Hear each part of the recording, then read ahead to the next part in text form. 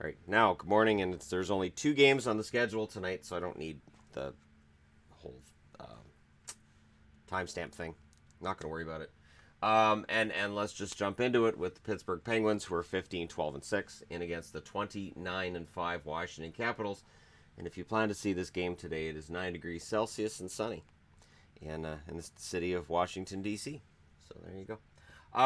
Your leading scorers for Pittsburgh: Crosby, 15 goals, 21 assists; Kessel, 14 goals, 22 assists; Malkin, 11 goals, 25 assists. They are always tied. Lately, they've always been tied in points. Right now, they're at 36. They were at 35. I think they were tied at 33. It's weird. Gensel, 13 goals and 15 assists. The reason it's weird is, of course, because Malkin and Crosby don't play on the same line. Letang, 7 goals, 19 assists. Hornquist, 12 goals, 7 assists. Rust, 6 goals, 7 assists. Simone, 4 goals, 9 assists. Alexiak, 4 goals, 7 assists. Dumoulin, 1 goal, 9 assists for the Penguins. And they really need to start getting things going. They show stops and starts, and tonight it's a start for Matt Murray. Murray's 5-5-1 with a 3.95 goals against, 883 save percentage. Had an excellent outing his last game, so now he's in against a team he knows very well, and a team that knows him very well in the Washington Capitals. DeSmith will be the backup, 10-6-4, 2.49 goals against, 923 save percentage. They're 5-4-1 in their last 10, and they lost their last game. So we're still waiting on Pittsburgh to really put up an excellent 10-game period, and then go, there you go. They're good. They're clearly going to make the playoffs. They're going to have a fantastic run all over again. And I know people are going to say, well, it's Pittsburgh. Of course they're going to make the playoffs. That's kind of what we've said about Chicago at times as well. Last year there was kind of a belief that maybe Chicago can get this together to get in the playoffs, and then they didn't.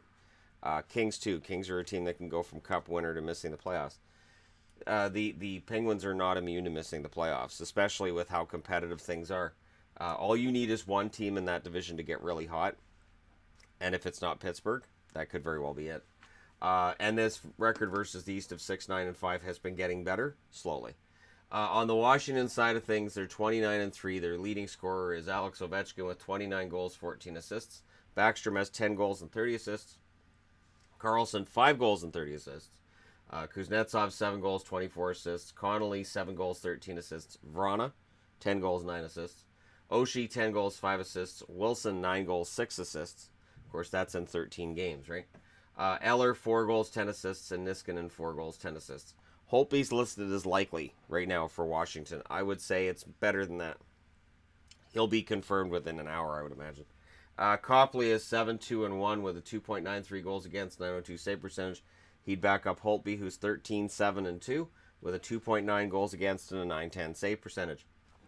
Over their last 10, Washington's 8-2. They've won 5 in a row. At home, they're 10-4-2 versus the East. They're 12-4-2. Every single number is on their side. But it's Pittsburgh. So since it's Pittsburgh, Washington, assume nothing and just get your popcorn ready, and this should be a fun one. Probably going to be a physical game, probably going to be a little bit chippy in places, and potentially with these weapons that Pittsburgh has and Ovechkin being on an amazing goal-scoring tear right now, we might see a lot of goals in this game. The potential is absolutely there. And it'll likely be a very fun game to watch. It should feel like a playoff atmosphere. We're up to that part of the season where certain games feel like playoff games. Also tonight, the Montreal Canadiens, who are 17-12-5, are in against the 18-10-6 Colorado Avalanche. And if you were thinking about going to this game, Denver today is 10 degrees Celsius. I'm in Canada, so I'm going to say it in Celsius. And it's partly cloudy. Nice day. Both cities, nice day. So Denver, nice day. Nice day for hockey. And for Montreal, they're trying to improve their standing. Of course, keeping an eye on what Boston's doing. Boston and Montreal have been kind of in lockstep for the last few weeks now. Domi leads the Montreal Canadiens in scoring with 14 goals, 19 assists. Drouin, 11 goals, 17 assists. Petrie, 7 goals, 18 assists. Tatar, 12 goals, 12 assists. Gallagher, 14 goals and 6 assists. Shaw, 9 goals, 11 assists. Leikkanen, 6 goals, 13 assists. Dano, 2 goals, 16 assists. Kokoniemi, 4 goals, 13 assists. And Paul Byron has 7 goals and 5 assists. Goaltenders, no confirmation for Montreal. It'll probably be Price. Niemi is 4-3-1 with a 4.14 goals against, 876 save percentage. Price is 13-9-4 with a 2.94 goals against, 901 save percentage. Montreal 6-4 in their last 10. They lost their last game on the road. Montreal 7-5-3 in versus the West. Montreal 6-5. So the numbers overall favor Denver. Let's get to Denver. The Colorado Avalanche. Rantanen leads them in scoring, leads the league in scoring with 15 goals and 41 assists. McKinnon, 21 goals, 32 assists, right on his heels. Landeskog, 22 goals, 19 assists. Barrie, 4 goals, 20 assists. Soderberg, 10 goals, 12 assists. Kerfoot, 4 goals, 14 assists. Wilson, 8 goals, 4 assists. Gerard, 2 goals, 10 assists. Comfer, 8 goals, 4 assists. Calvert, 5 goals, 6 assists. Goaltending, Grubauer's been confirmed. Grubauer's 7-2-3 with a 3.22 goals against, 897 save percentage. Varlamov will be the backup with an 11-8-3 record, 2.79 goals against, 913 save percentage. Over their last 10, Colorado was a very mediocre 4-4-2, and they lost their last game. It has not been a great run for the Colorado Avalanche. At home, they're 7-4-3, and versus the East, they're 10-5-2. So for Denver, Colorado. I keep saying Denver now because I said in the city of Denver. Big mistake. For Colorado, they're trying to, get back on the right side of things, and they've got a team coming in Montreal that has a decent, not great road record. Their record against the other conference isn't fantastic either.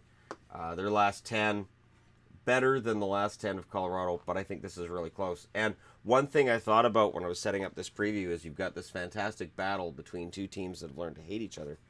And Montreal and the former Quebec Nordiques. This is as close to the Battle of Quebec as you get now, which is a crying shame. But hey, I had thought about maybe putting up the Nordiques logo, and I thought, nah, people won't like that. Even if I am not feeling well, they won't like that at all.